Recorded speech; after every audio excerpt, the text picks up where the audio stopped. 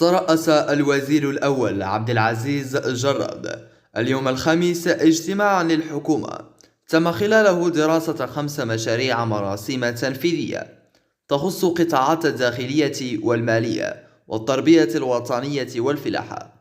وجاء في نص البيان: ترأس الوزير الأول عبد العزيز جراد اليوم الخميس اجتماعا للحكومة جرى بتقنيات تحاضر المرء عن بعد.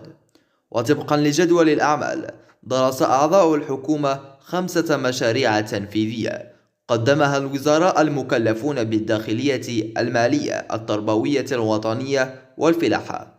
علاوة على ذلك، تم تقديم 3 عروض من قبل كل من وزير الأشغال العمومية ووزير الصيد البحري والمنتوجات الصيدلية، وكذا الوزير المنتدب لدى الوزير الأول المكلف باقتصاد المعرفة والمؤسسات الناشئة الأول. في البداية استمعت الحكومة إلى عرض قدمه وزير الداخلية والجماعات المحلية والتهيئة العمرانية يتعلق بمشروع تنفيذي يحدد شروط وكيفيات ممارسات نشاطات صنع وتركيب لوحات ترقيم المركبات ومواصفاتها.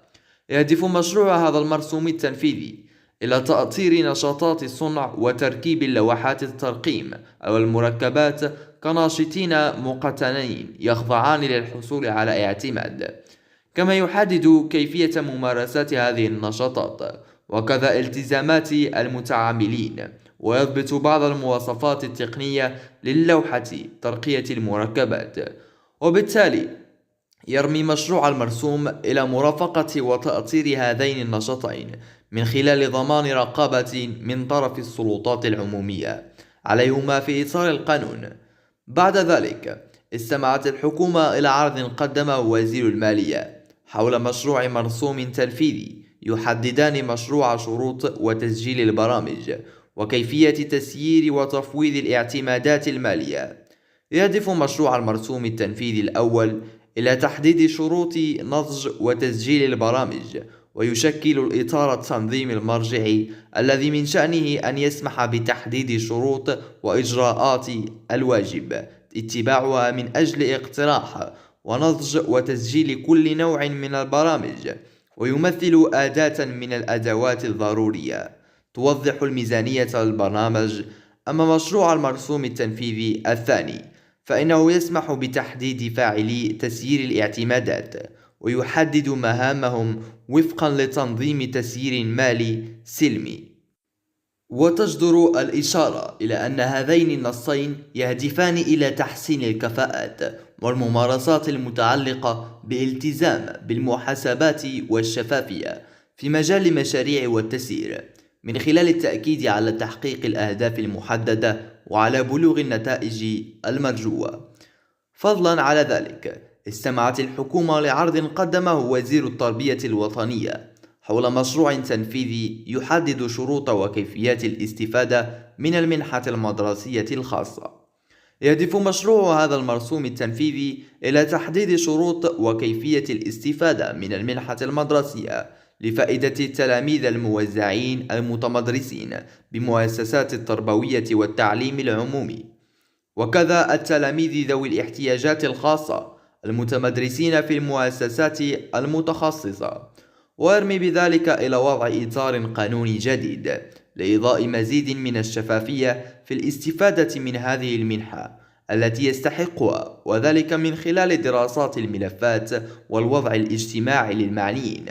وبالتالي فإن تنفيذ مشروع هذا النص سيسمح بتغطية أفضل التلاميذ الموزعين من رقمنة عملية توزيع هذه المنحة.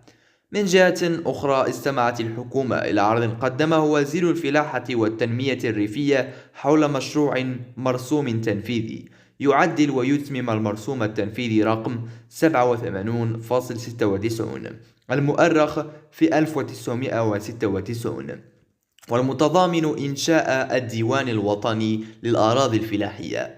يهدف مشروع هذا النص إلى تعديل عدة مواد من المرسوم التنفيذي رقم 87.96 سلف الذكر لتمكين الديوان الوطني للأراضي الفلاحية من أداء مهامه على أكمل وجه، لا سيما فيما يتعلق بمتابعة الاستغلال الأراضي الفلاحية، وكذا التغييرات العقارية التي أجريت على الأراضي الفلاحية. كما استمعت الحكومة إلى عرض قدمه وزير الأشغال العمومية بخصوص إتمام مشروعين، ويتعلق الأمر بأشغال اجتناب الطرق السريعة لمدينة شرشل، وكذا الطريق الوطني رقم 09 لتهيئة مضايق خرطة. كما درست الحكومة الاحتياجات المالية اللازمة لإتمام هذين المشروعين، الذي أصبح داخلهما حيز الخدمة وشيكا. وعلى صعيد آخر، استمعت الحكومة إلى عرض قدمه وزير الصيد البحري والمنتوجات الصيدية بصفته منشق فجوة العمل الوزاري المشترك المتعلق بالتسهيلات الإدارية.